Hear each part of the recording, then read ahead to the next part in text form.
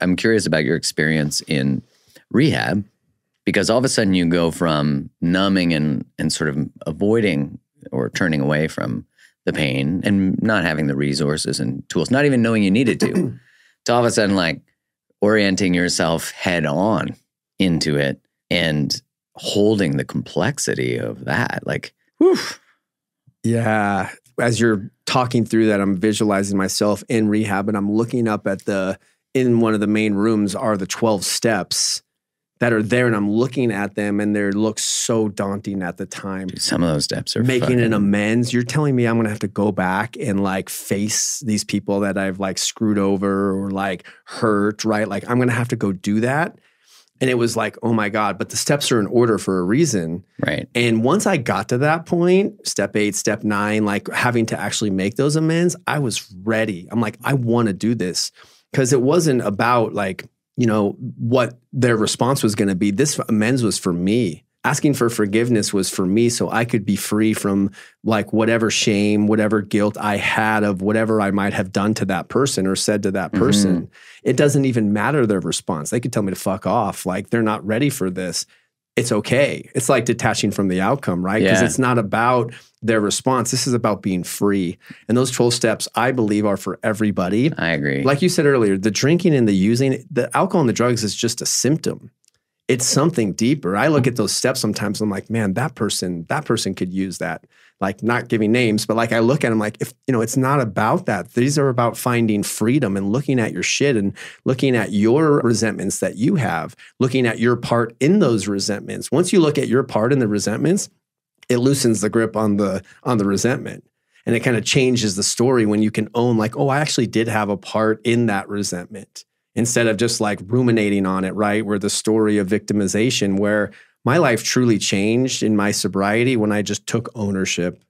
And that tool, like we've talked about it on my podcast and going through breakups, and like recently in the last year and a half going through a breakup, and just really keep pointing the finger back at me. And having the right people around and having the right men around in the men's group. I remember going into this men's group, like as the transition, I was kind of stuck in this fear of like walking through the breakup, and I would keep repeating the same thing every week when it was my turn to share.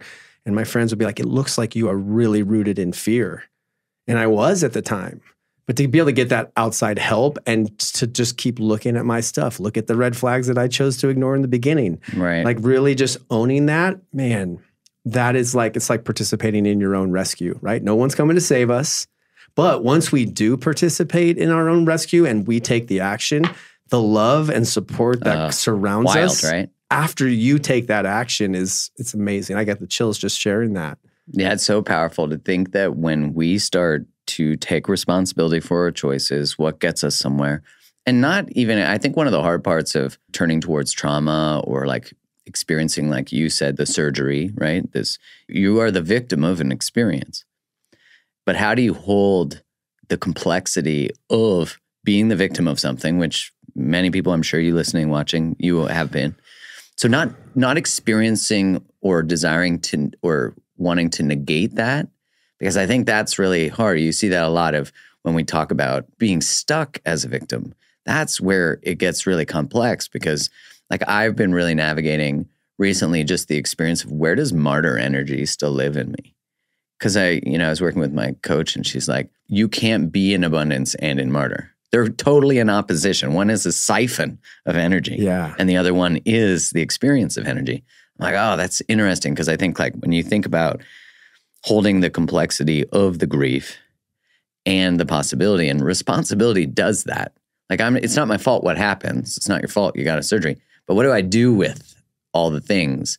I don't know. As humans, I think because that's not modeled for us generally, we either see people stuck in one or stuck in another, never looking at the thing. And I'm like, wow, because when you take responsibility, you're right, you're free. And I find, and I still find this, that when I have a new awareness where I'm taking responsibility for something, I then am grieving every moment I now can see through the lens of someone who is responsible for that. I'm like, wait, I have choice? I made this choice now and I'm free? I could have made that choice 1,000 times in my life. I think when I finally just got sober, like sober from alcohol, which was more of my way of numbing, but certainly not I didn't always over-consume, but it was just like a constant part of my social experience. That's when I was like, oh my God, there's so much brilliance in the things I'm trying to avoid. But like I think of this 12 steps and I'm like, I've been to AA meetings with close friends. And when I see the 12 steps, I'm like you, I'm like, everybody needs that. Like every personal growth program is kind of structured very similarly, right? What was the hardest step for you? And there's probably one that's most common. Yeah, I mean, step one is just admitting I had a problem. Like that's the only step you have to go 100% in, and you have to actually admit. Like you can't have any. Yeah, like you have kind of my problem. Yeah. So it's that level of acceptance, right? And that came up for me as you were just sharing, where if we can accept, like taking personal responsibility for your life is actually how you take your power back. Right. Yeah. So if something terrible has happened to you, whether it's self-inflicted or it's trauma by somebody else, like we do have to accept that it's happened. And like that's the first step, So the right? first step is the first step, no matter what. Yeah, accepting, admitting that I have a problem, accepting it, right? I think it's that whole idea of, I forget who created this equation, but it's pain times resistance equals suffering. And pain times— I've never heard that. Pain, it might be Joseph Campbell. Pain times acceptance equals freedom. So pain times resistance. Resisting is wanting the moment to be something that it's not, whether you've been abused, whether somebody did something terrible to you.